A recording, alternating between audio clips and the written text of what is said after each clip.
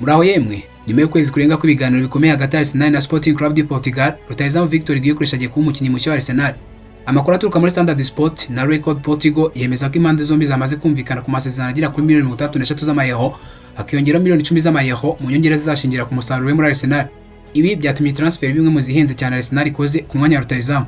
Nkuko byatangajwe n'ikinyamakuru The Athletic, Gyokeres yavuye muri Portugal ejo kuwa kabiri yerekeza muri Singapore aho Arsenal iri gukorera pre-season tour. Ngo uyu musore ntihazakora isuzuma ry'ubuzima mbere yo gushyira umukono ku masezerano y'imyaka 5 mu kipe ya Arsenal.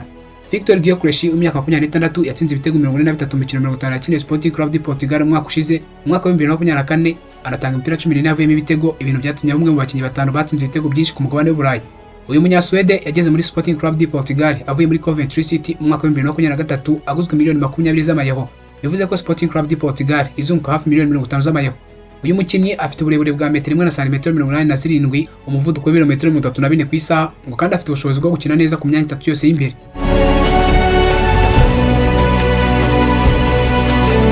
Nyuma yo gutera intambwe ya nyuma mu kugura rutahizamu Victor Gyokeres avuye muri Sporting Club de Portugal ku mafaranga arenga miliyoni 70 z'amayero, Arsenal none ngo yerekeje amaso yayo ku kongerera imbaraga igice cy'ubumoso cy'ubusatirizi. Nkuko byatangajwe n'ikinyamakuru The Athletic, Anthony Gordon wa Newcastle United ni umwe mu bakinnyi bashaka, ni umwe mu bakinnyi Arsenal ishaka ngo bashobora kuziba icyuho kiri ku ruhande rw'ibumoso. Gahunda yo kugura Anthony Gordon izaterwa n'icyemezo Arsenal izafata kwa zaza ha Gabriel Martinelli na Leandro Trossard. Nubwo abakinnyi bombi bitangiye ikipe uko bishoboka kose mu bihe bitandukanye, hari amakuru y'uko bashobora kugabanyirizwa umwanya wo gukina cyangwa se bagatizwa mu yandi makipe, ibintu bishobora gufungura imiryango kuri Gordon.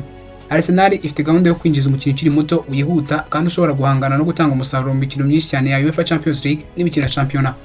Nkuko amakuru abivuga, Anthony Gordon w'imyaka 24 ari ku mwanya wa mbere mu rutonde Arsenal iri gukora isesengura, ariko nyine ngo hari n'abandi bakinnyi barimo Rodrygo wa Real Madrid. Anthony Gordon yitwaye neza cyane muri Newcastle aho yatsinze ibitego 11 anatanga imipira 9 avuyemo ibitego mu mikino yakiniye muri English Premier League y'umwaka wa 2024-2025. Uyu musore azwiho umuvuduko, gukina ku mpande neza, ibintu ateta akeneye mu mukino wihuta.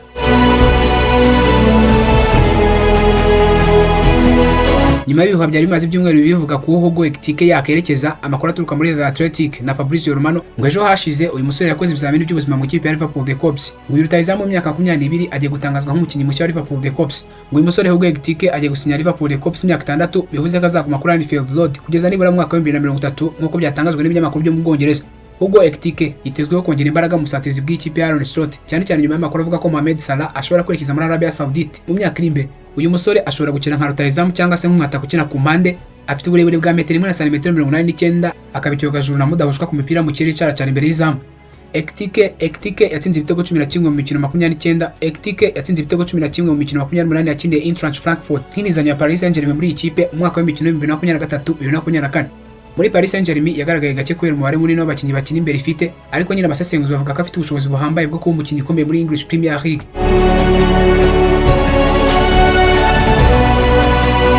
Amakuru mashya aturuka mu kinyamakuru YAHAWE yemeza ko Tottenham Hotspur yamaze kwinjira mu biganiro byo kugura Rodrygo rutahizamu w'umunyabrazil wa Real Madrid uri ku isoko muri iyi mpeshyi.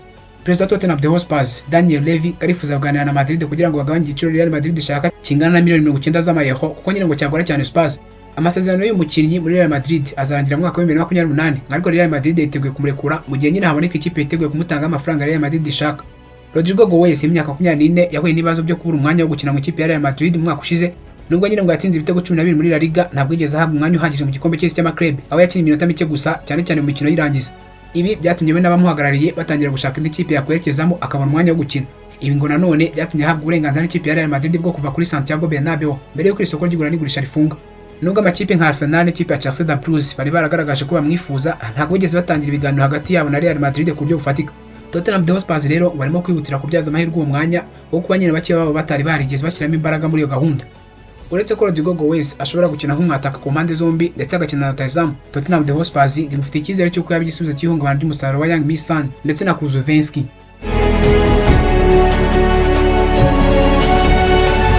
Barcelona irateganya gutangaza ku mugaragaro Marcus Rashford kuri wa gatatu. Uyu rutahizamu mu myaka 23 agomba kwinjira mu kipe ya Hans Flick ku masezerano y'izanyo y'umwaka umwe, aho nyine harimo n'ingingo yo ko FC Barcelona ishobora kumugura burundu nyuma y'uyu mwaka, bikaba bitanga icyizere ku bafana b'ikipe bashaka undi mukinnyi w'inkingi ya mwamba mu busatirizi bwayo. Nyamara ngo nubwo amasezerano ari hafi gusinywa, hari ikibazo gikomeye kibangamiye kwinjira kwa Rashford muri FC Barcelona mu buryo bwemewe n'amategeko ya La Liga.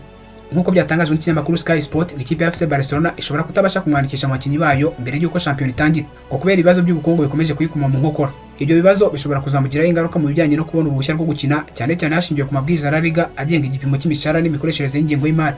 Barcelona kugeza ubu ifite ikibazo gikomeye cy'ingengo y'imari isumba cyane ubushobozi bwayo bwo kwandikisha abakinnyi bashya. Nkuko imibare ya La Liga y'umwaka ushize bigaragaza, iyi kipe yari ifite uburenganzira bwo gukoresha amafaranga agera kuri miliyoni 470 gusa z'amayero mu mishahara y'abakozi bose b'ikipe. Ubu ngubu ngo bakaba bamaze gukoresha agera hafi kuri miliyoni 400 z'amayero, ibyo bikaba birenze kure cyane igipimo cyemewe muri La Liga. Ubuyobozi bw'iyi kipe burasabwa kugurisha cyangwa se gutiza bamwe mu bakinnyi bafite kugira ngo bahirize itegeko ry'ingengo y'imari financial fair play, binabafashe kwandikisha RASFORD no kumutunga mu buryo bwemewe. Kubera ibibazo nubwo amasezerano ya RASFORD n'ikipe ya FC Barcelona agiye gutangazwa, birashoboka ko azayisinyira, ariko nyine bahita bamwandikisha mu bakinnyi bayo keretse nyine babanza kugurisha Nsumfati ndetse na Ferran Torres, cyangwa se bagatiza umuzamu Inaki Pena kugira ngo hagire amafaranga aboneka yo kwandikisha RASFORD. Ibi byongera umubare w'abakinnyi bashobora kuva muri FC Barcelona mbere y'uko umwaka w'imikino 2025-2026 utangira. Iki kibazo cyo kwibasirwa n'ibibazo by'amafaranga gituma amakipe akomeye y'Iburayi akomeza kwibaza ku buryo bw'imiyoborere y'imari ya FC Barcelona. Kwinjiza RASFORD ni igikorwa gikomeye cyatuma ikipe ikomera, ariko nanone ngo nta kintu kibaza umufana wayo kure mu kinyaza akambara umwambaro w'ikipe, ariko ibyo kumubona mu kibuga bikaba kera habayeho.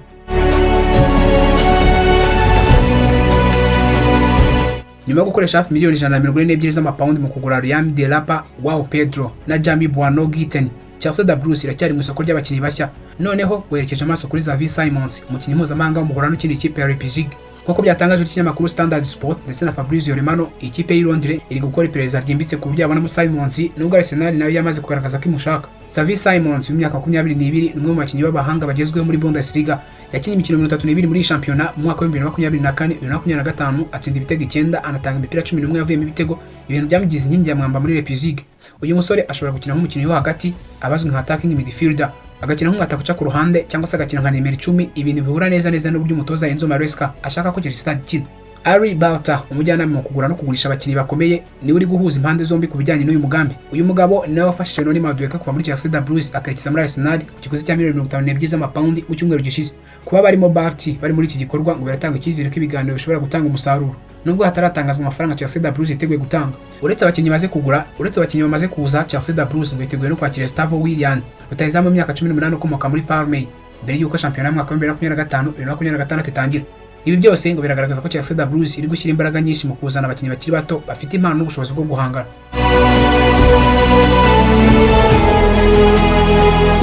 Chelsea da Blues yamaze gufata icyemezo cyo gushyira ku isoko Raheem Sterling, umukinnyi w'imyaka 30 ku giciro gitangaje cyane, miliyoni 20 z'amapawundi gusa.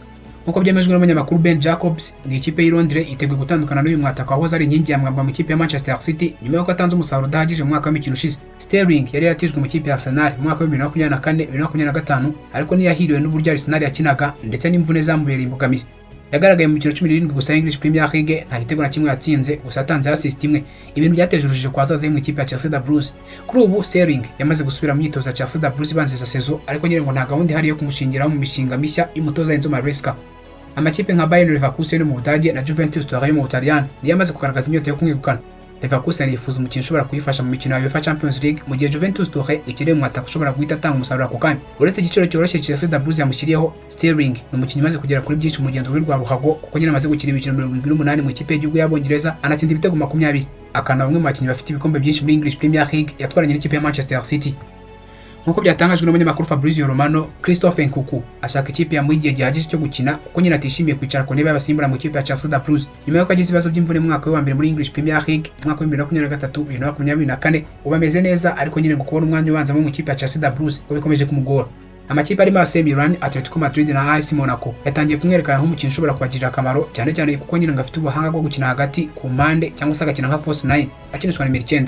Nkunku w'imyaka 27 yaguzwe na Chelsea da Blues mu mwaka wa 2023 avuye muri Leipzig kuri miliyoni 52 z'amapawundi, akaba afite amasezerano muri Chelsea da Blues azamugeza mu mwaka wa 2029. Kugeza ubu ngo Chelsea da Blues yateguye kumurekura niharamuka abonetse ikipe yiteguye gutanga byibura miliyoni 45 z'amapawundi. Igurishwa rye rishobora gufungura imiryango ku bandi bakinnyi bashya bakiri bato, ndetse rikanatanga amafaranga yo kongera kubaka ikipe y'umutoza Enzo Maresca ushaka abakinnyi bihuta kandi batanga umusaruro ugaragara. Ngibyo bigezweho biri kuvugwa mu isi y'umupira w'amaguru. Njye mvuga kuri micro na Ribonera bayo. Wakoze kunyumva. Bye. Dusubire dukumburanye.